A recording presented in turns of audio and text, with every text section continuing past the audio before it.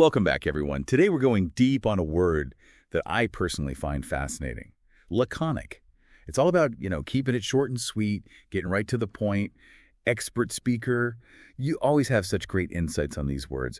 What jumps out at you when you think about laconic? Well, it's interesting, right? Because laconic isn't just about being brief. It's about a certain kind of effectiveness in that brevity. It's like every word has to pack a punch. Yeah, it's that whole less is more idea, but taken to kind of an extreme. Right. So before we go too far, maybe it's good to define what we're even talking about here. Absolutely. We always start with the basics. So I was looking at vocabulary.com, and they describe laconic as a style of speaking or writing that uses only a few words, but often those few words are expressing really complex ideas. So it's concise, but not simplistic, like you're saying. There's a depth there. Which brings us to the origin of the word. It comes from a place that really embodies that idea. Oh yeah, for sure. We're going back to ancient Greece. Laconic comes from Laconia. And, well, we can't talk about Laconia without talking about the Spartans. The Spartans, Yeah. always a crowd pleaser, known for their warrior culture, their discipline, and apparently their very concise way of talking. Exactly. Our source from Altes talks about how their whole lifestyle, the warrior thing, really influenced their communication. Efficiency was key on the battlefield and, just in general, they didn't have time for a lot of flowery speeches. Just get to the point, right? Makes sense in a society that valued action over words. Do we have any, real-life examples of this Spartan brevity in action? Okay, so picture this. You're King Philip II of Macedon, this powerful ruler conquering all over Greece. He decides he's going to take on Sparta, so he sends them a message. It's basically like surrender or face total destruction. The whole I'll burn your crops, kill your men, enslave your women and children kind of threat. Ooh, that's a pretty intense message. I'd be shaking in my sandals if I were a Spartan. Well, both Wikipedia and WikiQuotes say that the Spartans, they weren't impressed. They sent back a reply to Philip. Just one word. If. Wait, really? If. That's all they said? That's it. They Yeah. were saying, sure, come and try, but if you succeed is another matter entirely. And guess what? Philip, he backed off. He actually left Sparta alone. The power of one word. That is incredible. They conveyed defiance, confidence, even a little bit of that Spartan humor, all in a single word. Laconic isn't just about saying less. It's about choosing the right words, words that have impact. Exactly. And the Spartans, oh man, they had a whole bunch of these laconic gems. We could do a whole deep dive just on that.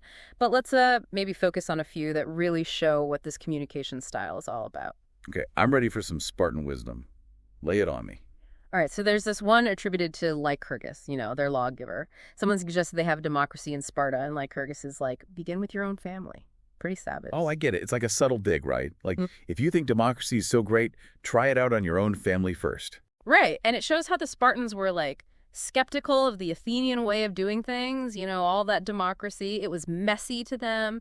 They thought it was inefficient. Sparta had their system, all about military and discipline, no time for long debates. Their communication style really was a reflection of their whole worldview, wasn't it? Yeah. Like action over words. Totally. It's there's another story where this visitor is surprised that Spartans don't farm their own fields.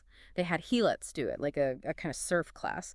So the visitor asks about it, and this Spartan, Anaxandridas, says, it was by not taking care of the fields, but of ourselves, that we acquired those fields. So their focus was on, being warriors, not farmers, delegating those other tasks so they could concentrate on what mattered most to them. Right. Their whole society was set up that way. And then, of course, you have the classic Spartan mother farewell. Sending their sons off to war, they'd say, with it or on it. Oh man, chills. Come back victorious or come back dead on your shield, but never retreat. But we keep talking about the Spartans. Were they the only ones who were laconic? Or did other people, other cultures, talk like that too? Oh, yeah. The Spartans might be the poster children for laconic speech, but it pops up all over history, especially when you need to be clear and impactful, like Julius Caesar, right? Veni, vidi, vici. I came, I saw, I conquered. Wow. An entire military campaign summed up in 3 words. Exactly. And Churchill, his speeches during World War II, they weren't always short, but they were full of these punchy phrases. It's laconic in a way, really driving the message home. Yeah, he definitely knew how to choose his words carefully. It seems like this laconic thing, it really transcends time and culture. Any other examples you want to share? Okay, this one's a favorite. It's about Victor Hugo, who wrote Les Miserables. So the story goes, he sends a single to to his publisher, just asking about how the book's doing. And the publisher, totally thrilled with how well it's selling, replies with one, Huh? The most concise book review ever. Okay, but expert speaker. All these examples are from, like, famous people, historical figures. Can regular folks be laconic? Like, is that even possible in, everyday life? Great question. That gets us into the whole practical side of things. I was reading this article, The Art of Laconic Communication, and it had some good tips on how to, actually do this, be more laconic. So how do we channel our inner Spartan then? What can we do? Well, one of the big things is listening. Really listening. When you actually focus on what the other person's saying, you're less likely to ramble on yourself. You can be more thoughtful, more to the point. Being present in the conversation, really taking it all in. Makes sense. What else? This article, it also says, before you even speak, take a second, gather your thoughts, think about what you want to say, almost like making bullet points in your head so you can be clear and concise. Oh, that's a good one. Like, better to remain silent and be thought a fool than to speak and to remove all doubt. Right? Exactly. And there's more. Try setting word limits for yourself. Embrace those pauses, the silence. Practice being concise when you're writing, too. It's all about being deliberate with your communication, making each word matter. It sounds like it takes practice, like any skill, but it's doable. Oh, and before we move on, what about that Spartan humor you mentioned? How does that fit in with all this? Spartan humor, it was known for being dry, understated.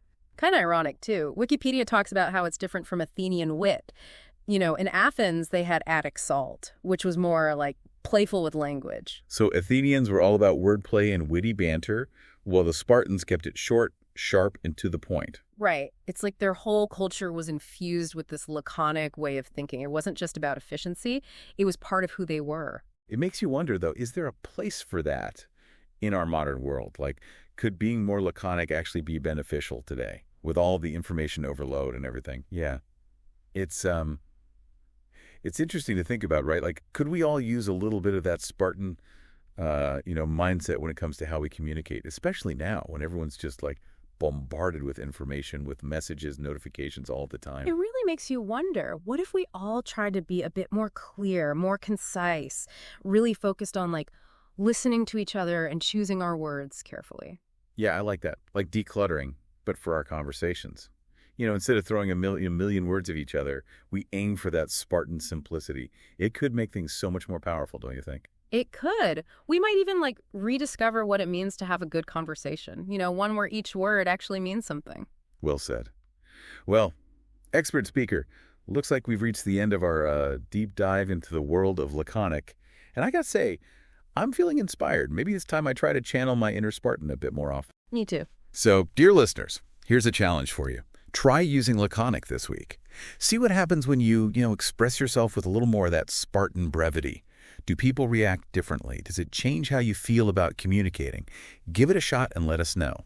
Until next time, stay curious and, keep it concise.